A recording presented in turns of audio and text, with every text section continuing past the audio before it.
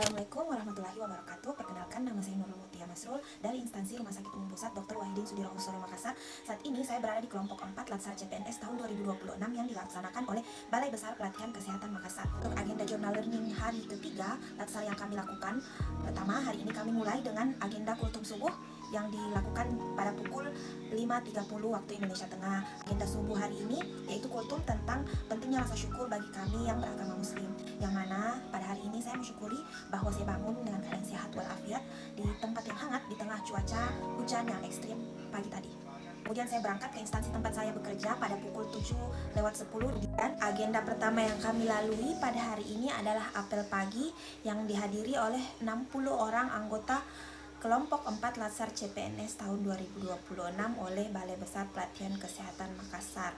Lalu kami di absen berdasarkan nomor urut kami, kemudian dilakukan review materi tentang materi yang kami lalui pada pertemuan sebelumnya, yaitu tentang perilaku bela negara.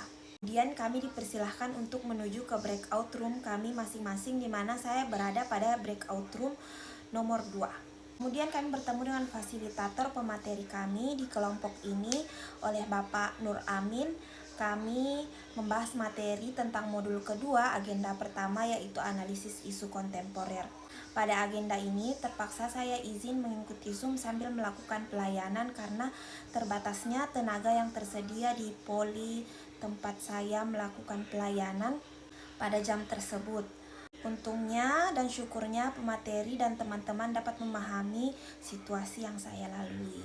Pada sesi materi ini kami diminta untuk menyebutkan tentang isu kontemporer yang banyak kami temui di Indonesia, seperti narkoba, korupsi, proxy war, radikalisme, money laundry, cybercrime, hate speech, hoax atau mass communication, serta yang paling sering kita temui akhir-akhir ini yaitu judi online. Pada sesi diskusi, kami ditanyakan pendapat kami tentang apakah isu kontemporer di Indonesia ini dapat dihilangkan atau tidak.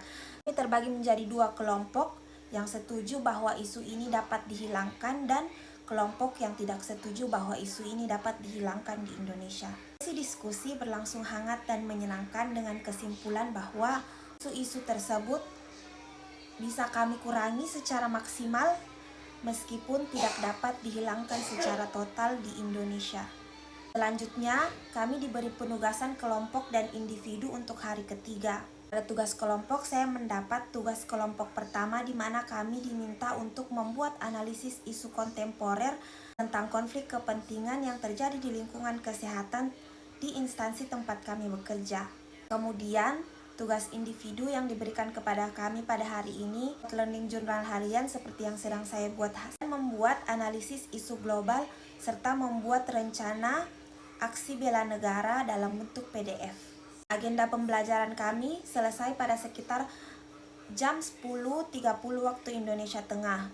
Saya melanjutkan tugas saya sebagai tenaga fisioterapi di Poli Rehabilitasi Medik di Rumah Sakit Wahidin Sudirohusodo. Seusai jam istirahat sholat dan makan, melalui WA Group, kelompok 1 berdiskusi tentang materi yang akan kami sajikan mengenai konflik kepentingan di lingkungan kesehatan di instansi tempat kami bekerja. Hasil analisis kelompok kami tentang isu konflik kepentingan di lingkungan kesehatan ini dapat kami selesaikan sebelum waktu apel penutupan hari ini. Apel penutupan dilakukan tepat pada pukul 4 waktu Indonesia Tengah, dipimpin oleh ketua kelompok kami dan dihadiri oleh 58 anggota kelompok 4. Diakhiri dengan doa dan penutupan yang dilakukan oleh Bu Asma dan Kak Grefti sebagai PIC kami mengakhiri agenda hari ketiga ini dengan hati yang masih bersemangat.